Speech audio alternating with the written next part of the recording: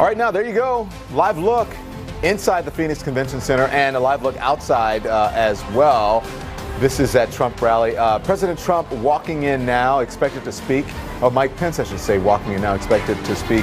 The president at a campaign rally at any moment now. Of course, we're going to carry it for you live, but we've got both views for you, inside and outside. Whatever happens inside, you'll get, and whatever happens outside, you'll get as well. You can see there are thousands of protesters there flooding the streets outside the Phoenix Convention Center.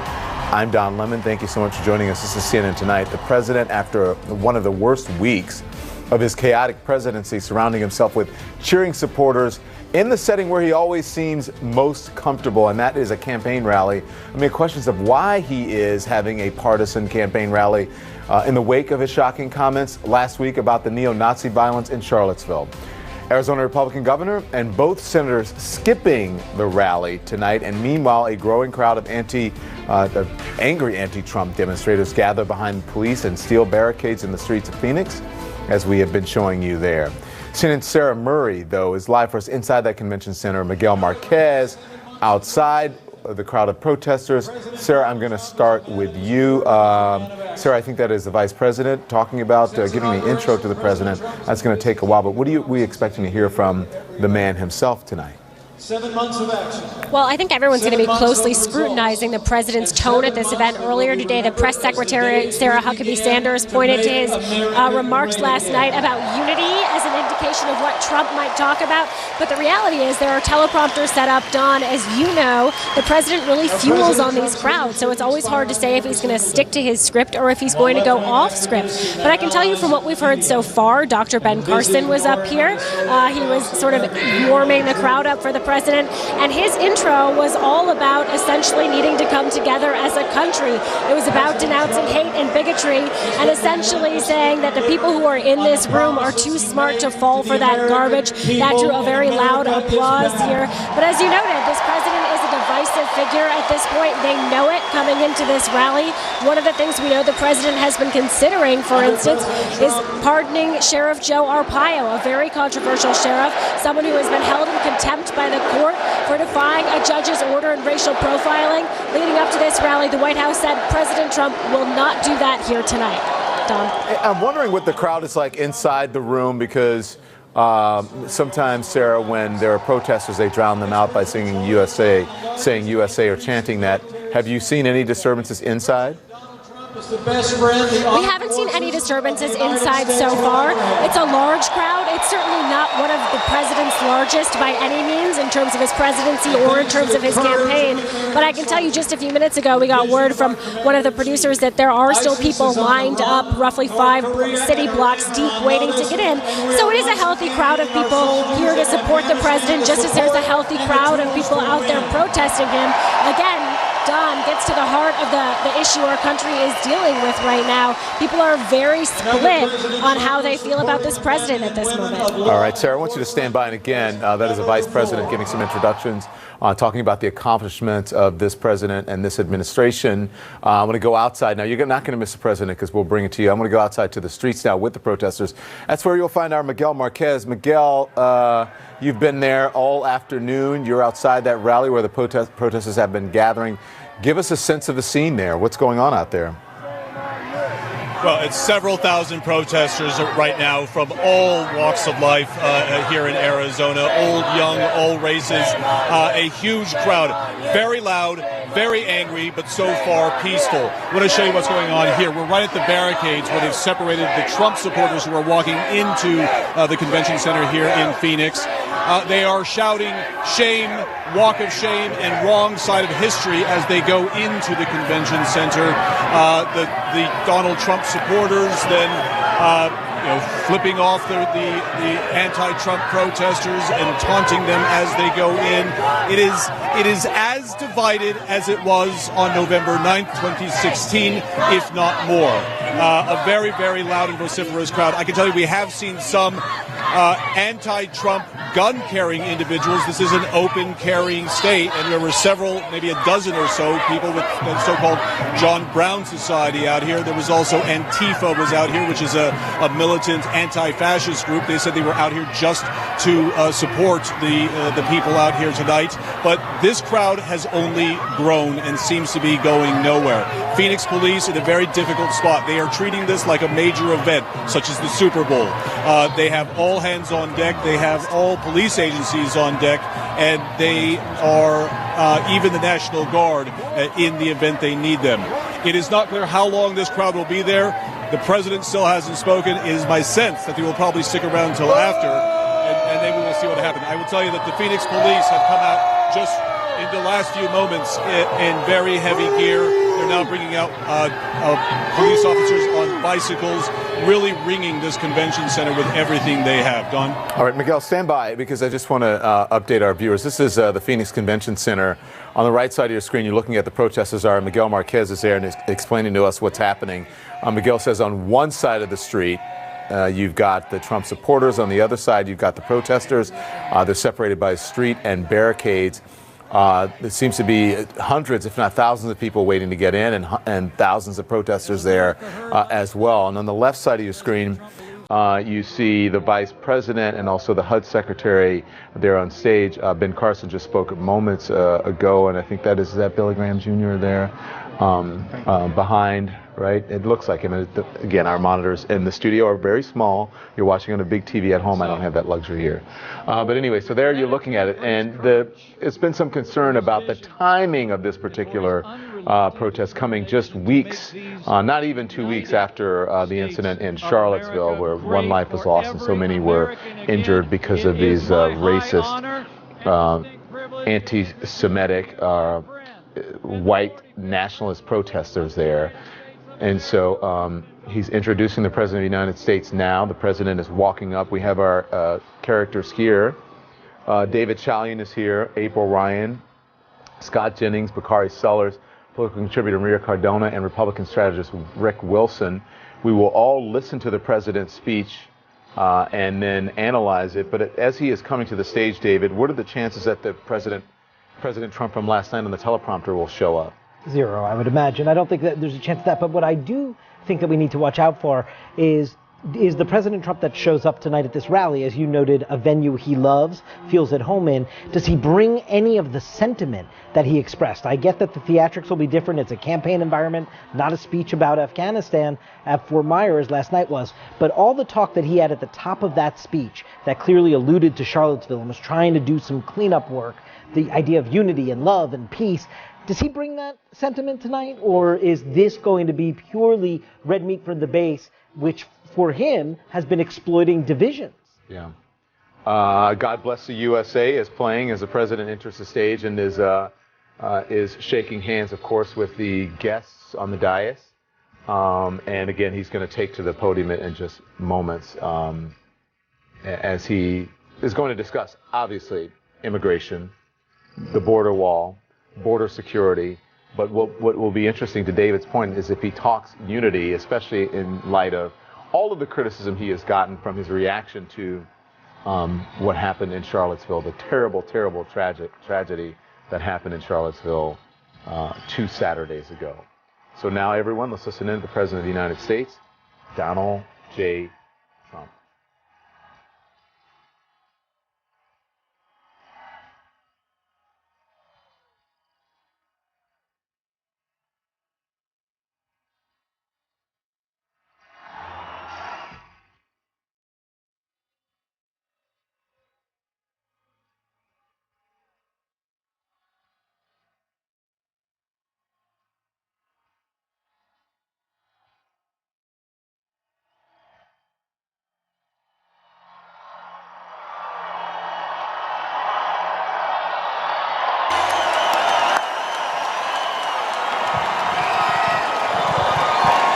Wow.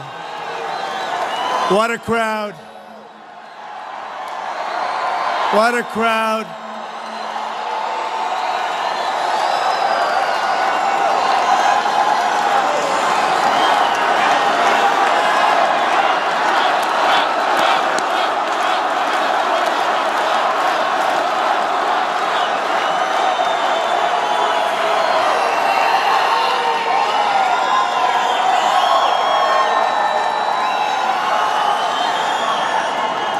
And just so you know, from the Secret Service, there aren't too many people outside protesting, okay?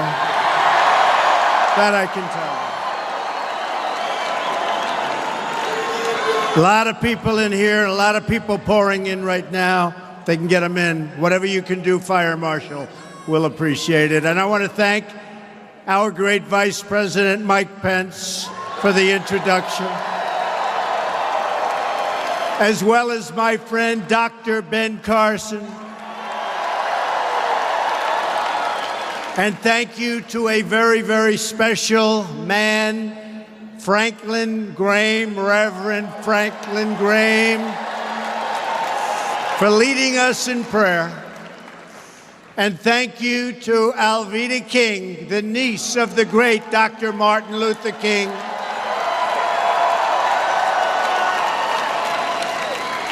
It really shows you that America is indeed a nation of faith. We know that.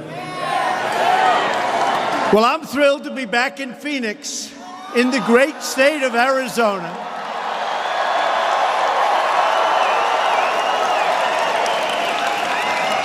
With so many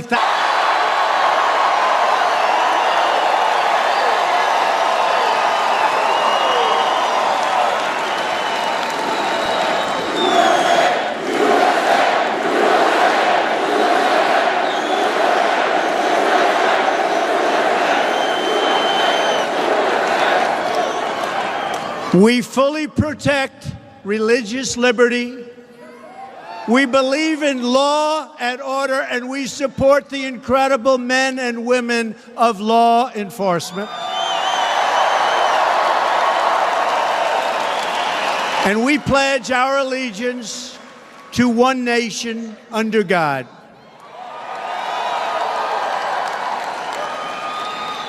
You always understood what Washington, D.C. did not. Our movement is a movement built on love. It's love for fellow citizens. It's love for struggling Americans who've been left behind, and love for every American child who deserves a chance to have all of their dreams come true. From the inner cities to the rural outposts, from the Sun Belt to the Rust Belt, from east to west and north to south, our movement is built on the conviction that every American from every background is entitled to a government that puts their needs first.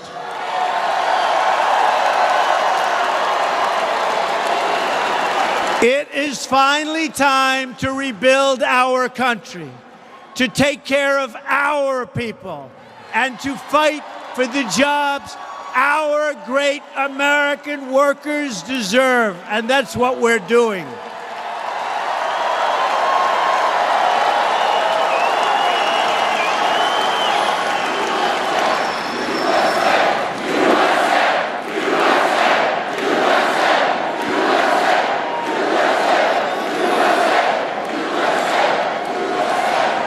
After our amazing election victory, the forgotten men and women, remember we used to talk about the forgotten men and women before the election? Guess what? They're not forgotten anymore, right? Anymore. No, they're not forgotten anymore, folks. In fact, they're trying to figure you out. They're saying, the obstructionists, how do we get them to vote for us? I don't think that's going to happen anytime soon. We believe that every American has the right to live with dignity. Respect for America demands respect for all of its people. Loyalty to our nation requires loyalty to each other. We all share the same home, the same dreams, and the same hopes for a better future. A wound inflicted upon one member of our community is a wound inflicted upon us all. You saw last night. You saw last night. Did anybody watch last night? Yeah.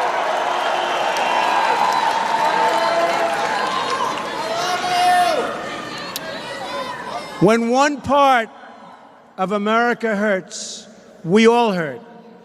And when one American suffers an injustice, all of America suffers together. We're all together.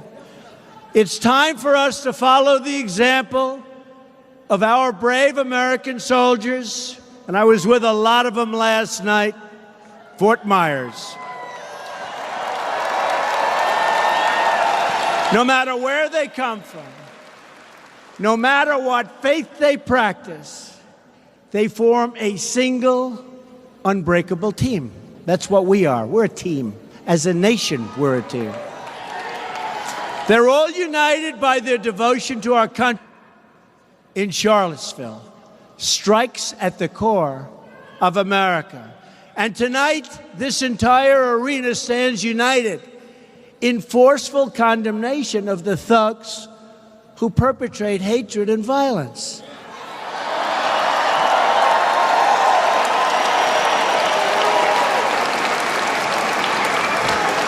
But the very dishonest media, those people right up there with all the cameras,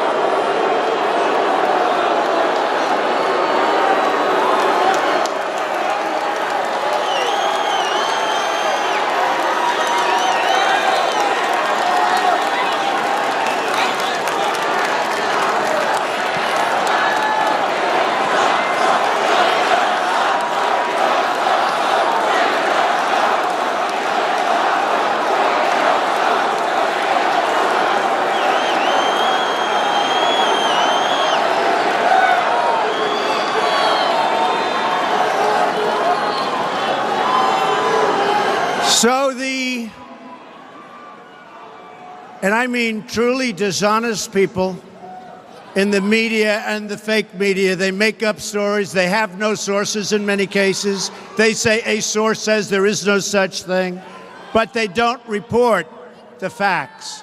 Just like they don't want to report that I spoke out forcefully against hatred, bigotry, and violence, and strongly condemned the neo-Nazis, the white supremacists, and the KKK. I openly called for unity, healing, and love, and they know it because they were all there. So what I did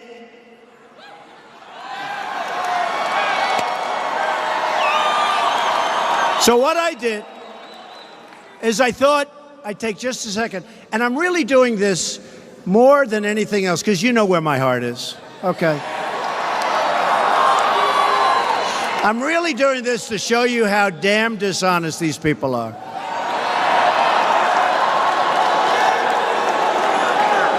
So here is my first statement when I heard about Charlottesville. And I have a home in Charlottesville. A lot of people don't know. Here's the first. Can't believe they haven't figured that one out yet. Now they know. Now they finally know. But I don't want to bore you with this. But it shows you how dishonest they are. And most of you know this anyway. So here's what I said, really fast. Here's what I said on Saturday. We're closely following the terrible events unfolding in Charlottesville, Virginia. This is me speaking. We condemn in the strongest possible terms this egregious display of hatred, bigotry, and violence. That's me speaking on Saturday, right after the event. So I'm condemning the strongest possible terms, egregious display, hatred, bigotry, and violence. Okay, I think you can't do much better, right? Okay, but they didn't want to put this on. They had it on initially, but then when they talked, he didn't say it fast enough. He didn't do it on time. Why did it take a day? He must be a racist. It took a day.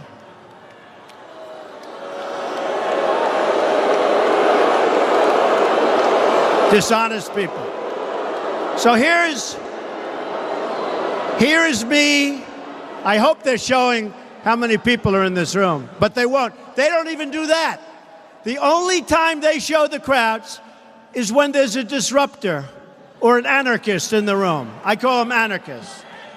Because believe me, we have plenty of anarchists. They don't want to talk about the anarchists. So this is me. It has no place in America. I'm talking about hatred, bigotry, and violence. It has no place in America.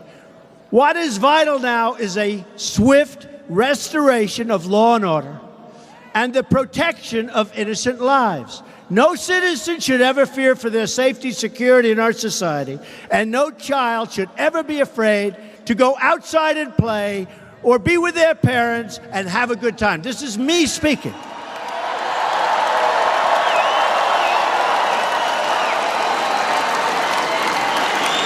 Here's further. This is on Saturday, the first one. I did this 3 times. We have to come together as Americans with love for the nation and true affection.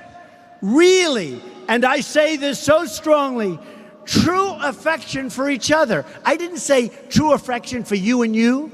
I said for each other, all of us, all of us, all of us.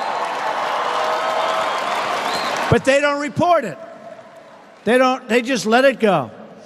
Above all else, we must remember this truth. No matter our color, creed, religion, or political party, we are all Americans first. We love our country. We love our God. We love our flag.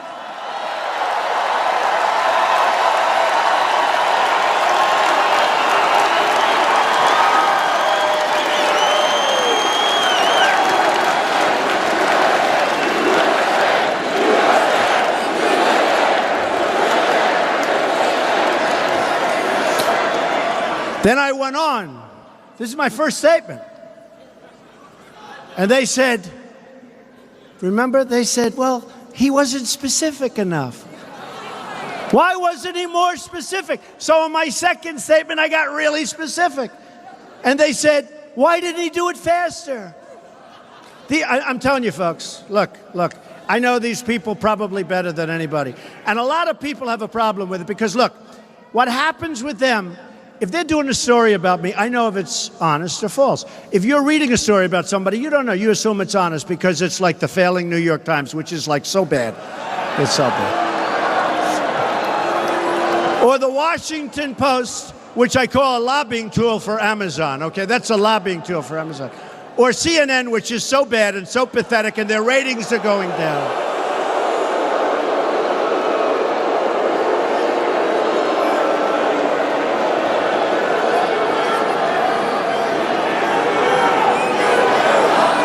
Right?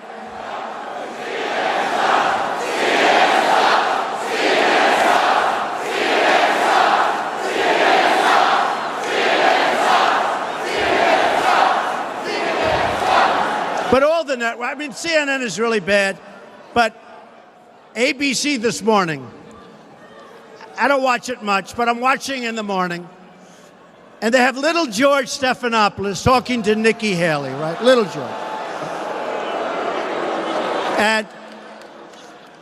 And he talks about the speech I made last night, which, believe it or not, got great reviews, right? They had a hard time. They were having a hard time because it was with soldiers. We were somber, we were truthful, we were saying things, and it really did. So he talked about it for like that much. Then he goes, let's get back to Charlottesville. Charlottesville. And Nikki was great. She's doing a great job, by the way. So now, I say we have to heal our wounds and the wounds of our country. I love the people of our country, the people, all of the people. It says, I love all of the people of our country.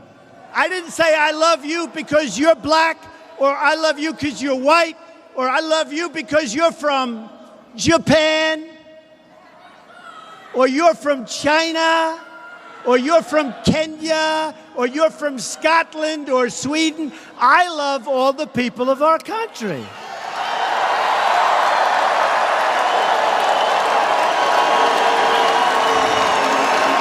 So I said, here's this is, by the way, folks, this is my exact words. I love all the people of our country. We're going to make America great again, but we're going to make it great for all of the people of the United States of America. And then they say, is he a racist?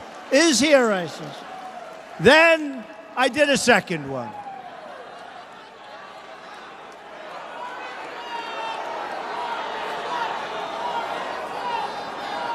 So then I did a second one. Don't bother, it's only a single voice and not a very powerful voice.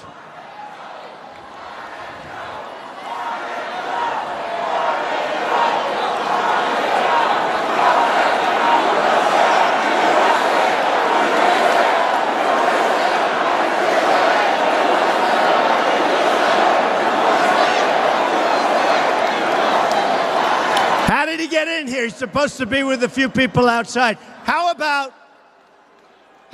all week they're talking about the massive crowds that are going to be outside? Where are they? Well, it's hot out. It is hot. I think it's too warm. You know, they show up in the helmets and the black masks, and they've got clubs and they've got everything. Antifa!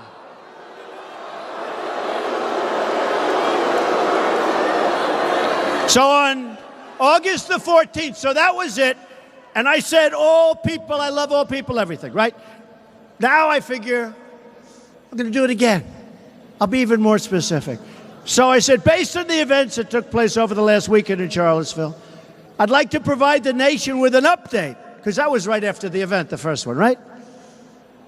An update on ongoing federal response to the horrific attack and violence that was witnessed by everybody.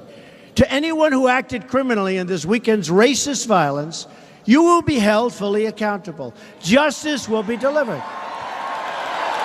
That's what I said. Listen to that. I said that, but they don't show that. They don't show it. They'll take one thing like, seriously, he was late was the best thing. He was late. So I said, to anyone who acted criminally in this weekend's racist violence. Okay.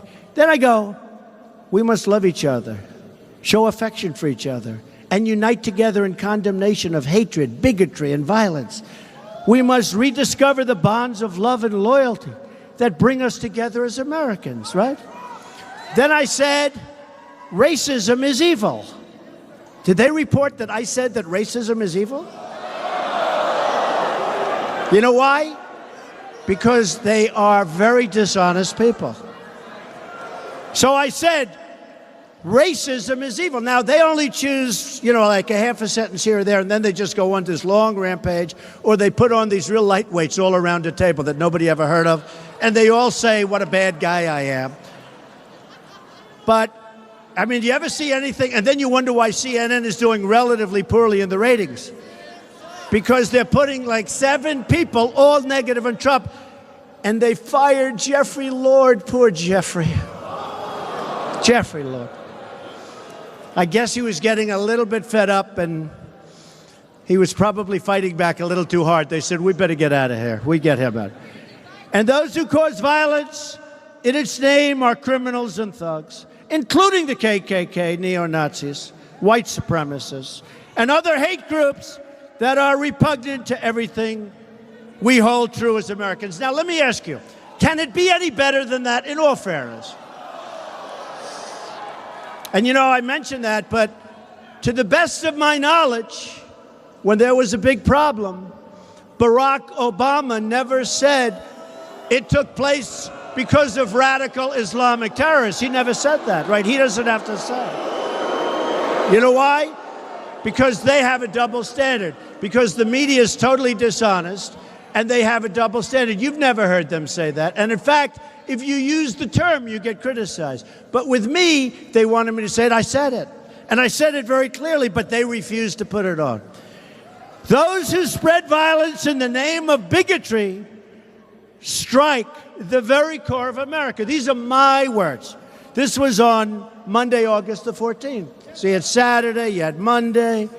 I was going to do one of these every week, but you would never get it right. In times such as these, America has always shown its true character, responding to hate with love division with unity, and violence with an unwavering resolve for justice. Then I finished. I said, we will defend and protect the sacred rights of all Americans. All is capitalized ×5. Not just you. And we will work together so that every citizen in this blessed land is free to follow their dreams and their hearts and to express the love and joy in their souls. Okay, now, I mean,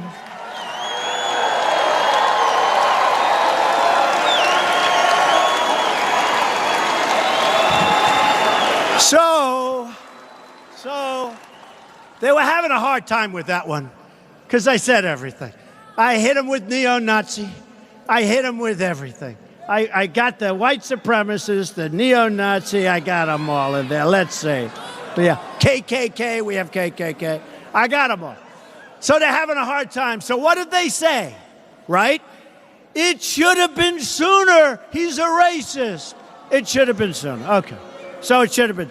So then, the last one, on Tuesday, I did another one. We condemn in the strongest possible terms this egregious display of hatred, bigotry, and violence. It has no place in America.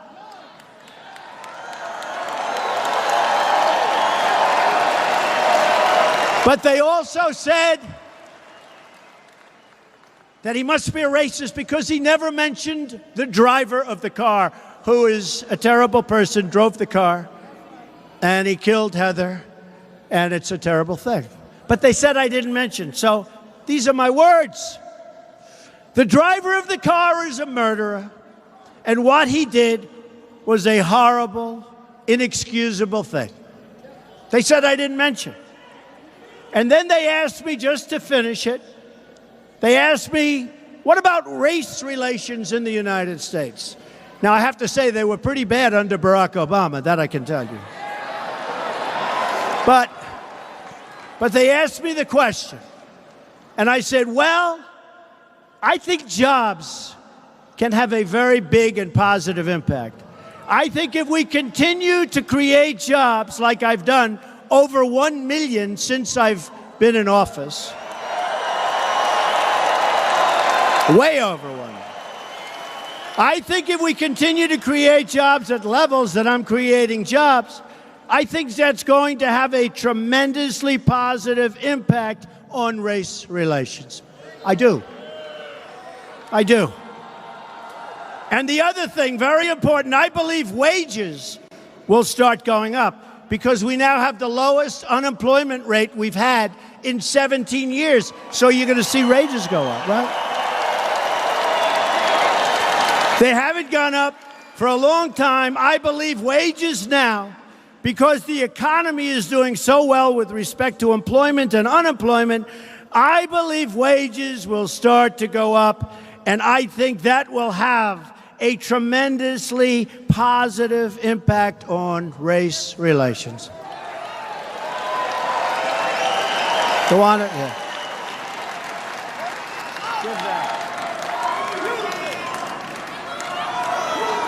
So that was my words. Now, you know, I was a good student. I always hear about the elite. You know, the elite, they're elite. I went to better schools than they did. I was a better student than they were. I live in a bigger, more beautiful apartment, and I live in the White House, too, which is really great.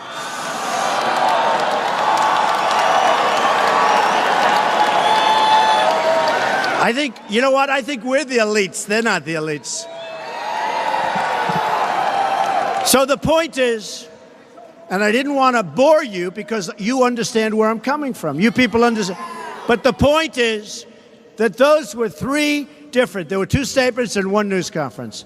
The words were perfect. They only take out anything they can think of, and for the most part, all they do is complain. But they don't put on those words, and they don't put on me saying those words. The media can attack me, but where I draw the line is when they attack you, which is what they do. When they attack the decency of our supporters.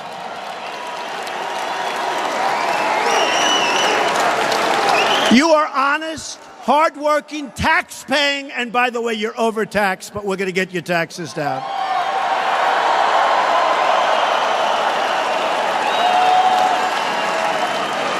You're tax-paying Americans who love our nation, obey our laws, and care for our people. It's time to expose the crooked media deceptions and to challenge the media for their role in fomenting divisions. And yes, by the way,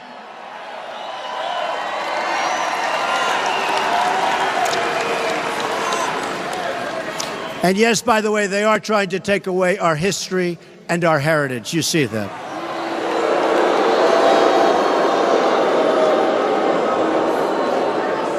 And I say it, and you know, we're all pros. We're all like, we have a certain sense. We're smart people. These are truly dishonest people. And not all of them. Not all of them. You have some very good reporters. You have some very fair journalists. But for the most part, honestly, these are really, really dishonest people. And they're bad people.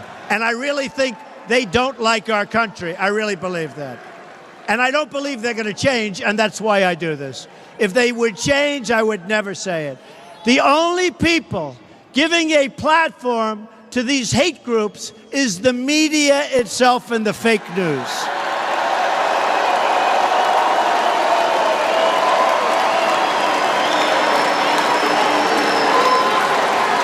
Oh, that's so funny. Look back there. The live red lights, they're turning those suckers off fast, I'll tell you. They're turning those lights off fast.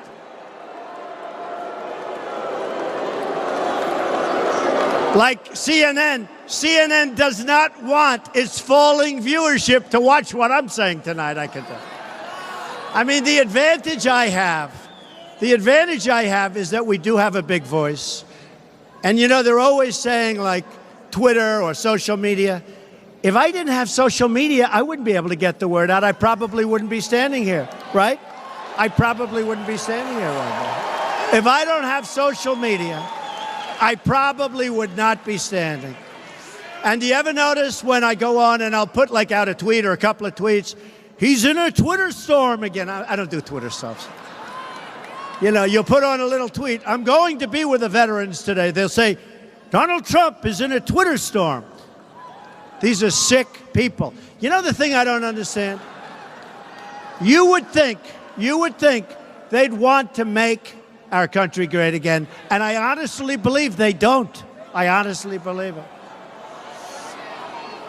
If you want to discover the source of the division in our country, look no further than the fake news and the crooked media, which would rather get ratings and clicks than tell the truth. I mean, the New York Times has written some stories. How about this? The New York Times essentially apologized after I won the election because their coverage was so bad. And it was so wrong, and they were losing so many subscribers that they practically apologized. I would say they did. They say, well, it wasn't really that much of an apology because they were losing so many people because they were misled. And I figured this is great. And for about 2 weeks, I got good coverage. Then they reverted back, and they're worse than ever before. You know, it's like one of those things. The Washington Post is terrible. But these are dishonest. But let me tell you, you have some great honest papers. You have some great networks. I must tell you, Fox has treated me fairly. Fox treated me fairly. They've treated me fairly. Hey, I'll let you know. You know what? Someday they might not treat me fairly, and I'll tell you about it, okay? But they've treated me fairly, and I don't mean all good. I get plenty of bad on Fox, too. But at least it's within reason. And Hannity, how good is Hannity, he said. How good is Hannity? And he's a great guy, and he's an honest guy. And Fox and Friends in the morning is the best show, and it's the absolute most honest show. And it's the show I watch. Not only does, oh boy, those cameras are going off. Oh, wow. Why don't you just fold them up and take them home?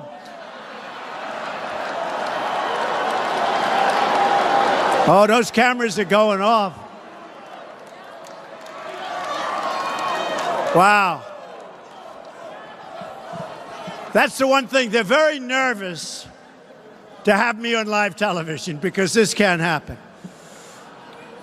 Now, you know what? I'm a person that wants to tell the truth. I'm an honest person, and what I'm saying, you know, is exactly right. Not only does the media give a platform to hate groups, but the media turns a blind eye to the gang violence on our streets, the failures of our public school, the destruction of our wealth at the hands of the terrible, terrible trade deals made by politicians that should have never been allowed to be politicians. And the unaccountable hostility against our incredible police who work so hard and such a dangerous job. My administration is committed to the idea that all Americans have the right to live in safety, security, and peace. We believe in the rule of law because we know that freedom cannot exist if our people are not safe. And how safe are you at a Trump rally?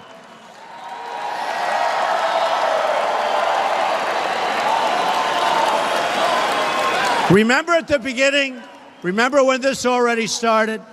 When this started at the beginning, they used to send in thugs. They'd swing. Our people are tougher than them, so it wasn't always very good for them. But they'd send in thugs, and our people would protect themselves, and then you'd go home and you'd watch this violence. Let me tell you, see this room? You got people outside, but not very many. But see this room? You're safe in this room. You're very safe in this room. It's a big room. The most sacred duty of government is to protect the lives of its citizens, and that includes securing our borders and enforcing our immigration laws.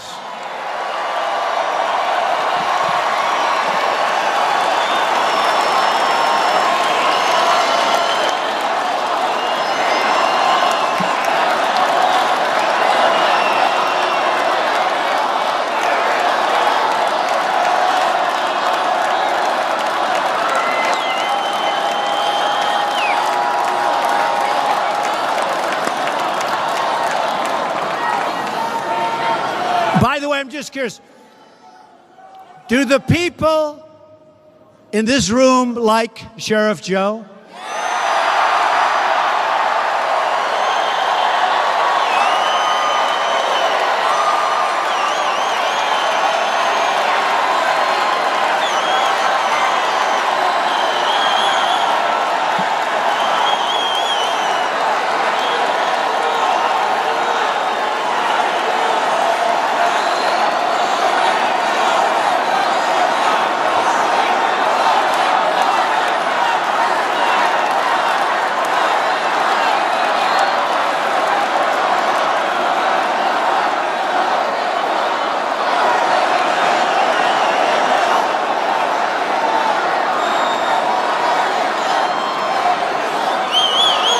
So,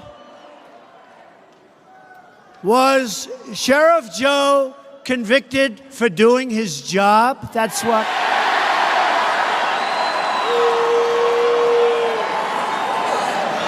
He should have had a jury, but you know what?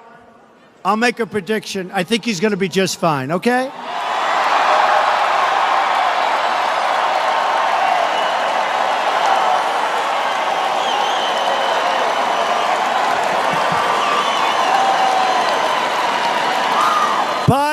But I won't do it tonight because I don't want to cause any controversy. Is that okay? All right? But Sheriff Joe can feel good. The people of Arizona know the deadly and heartbreaking consequences of illegal immigration. The lost lives, the drugs, the gangs, the cartels, the crisis of smuggling and trafficking. MS-13. We're throwing them out so fast, they never got thrown out of anything like this. We are liberating towns out on Long Island. We're liberating. Can you imagine in this day and age, in this country, we are liberating towns. This is like from a different age. We are taking these people. They don't shoot people because it's too fast and not painful. They cut them up into little pieces. These are animals. We are getting them out of here. We're throwing them in jails, and we're throwing them out of the country. We're liberating our towns. You've seen it. You've lived it. And you elected me to put a stop to it. And we are doing a phenomenal job of putting a stop to it. That I can tell you. After years of defending other countries' borders, can you believe we fight for other countries? We want to defend their borders. We're finally defending our own borders. And we're showing compassion for the struggling American workers who are now starting to see the light because plants are pouring back into our country. And by the way, we're doing a lot of good work on that, but a lot of people are coming back in. We have Foxconn. They make the iPhones, as you know, for Apple. And so many companies are building now in our country, including the auto companies who are coming back. Years of uncontrolled immigration have placed enormous pressure on the jobs and wages of working families, and they've put great burdens on local schools and hospitals. While this may be good for a handful of special interests, it's unfair to working people of all backgrounds all throughout our country. We want every American community to succeed, including our immigrant communities, but they can't do that if we don't control our borders.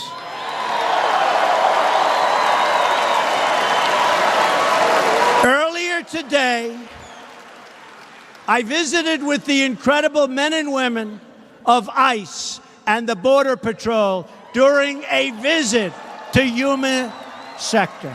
I was over at the Yuma sector. It was hot. It's like 115 degrees. I'm out signing autographs for an hour. I was there. That was a hot day. You learn if you're in shape, if you can do that, believe me. And they actually told me, actually, sir, it's relatively cool today. Can you believe that? But it was great. And I met with the Border Patrol, and I met with ICE, and these are incredible people, the job they do.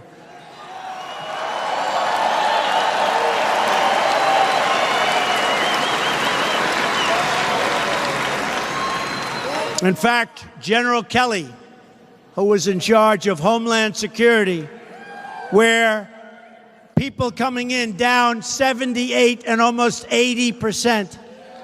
He did so good, I made him my chief of staff, right? That made sense. John, where's John? Where is he? Where's General Kelly? Get him out here. He's great. He's doing a great job. But we did a lot. Before anything happened, we did a lot. We respect and cherish our ICE officers and our Border Patrol agents, and we respect and cherish our police officers and our firemen and all of our uniformed services. But during that visit, I heard firsthand from the frontline agents about the security threats they confront each and every day. And I pledged my continued resolve to them and all of you to keep our country safe.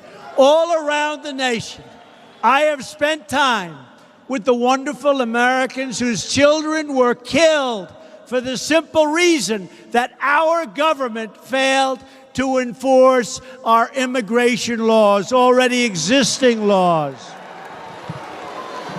And I promise these families the deaths of their loved ones will not have been in vain. I promise them. I know so many of them. One by one, we are finding the gang members, the drug dealers, and the criminals who prey on our people. We are throwing them out of the country, or we're putting them the hell fast in jail.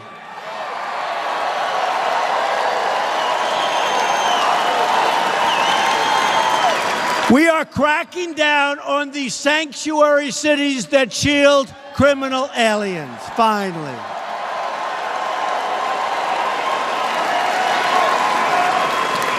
And we are building a wall on the southern border, which is absolutely necessary.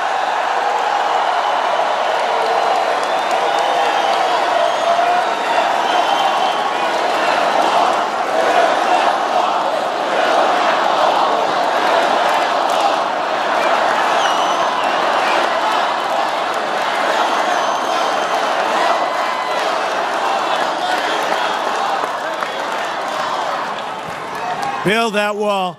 Now, the obstructionist Democrats would like us not to do it, but believe me, if we have to close down our government, we're building that wall. Let me be very clear to Democrats in Congress who oppose a border wall and stand in the way of border security. You are putting all of America's safety at risk. You're doing that. You're doing that. Again, the Border Patrol today, I said, how important is the wall to some of the folks? I met with a lot of them. And they looked at me, they said, it's vital. It's vital. It's so vital. And you know, we have walls. I don't know if you know, we're already starting to fix a lot of the walls we already have because we don't have to rebuild them. And we want walls that you can see through in a sense. You want to see what's on the other side.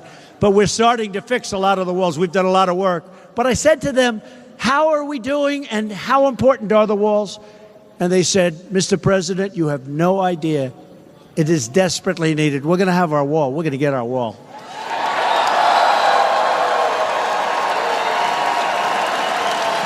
And that wall is also going to help us, very important.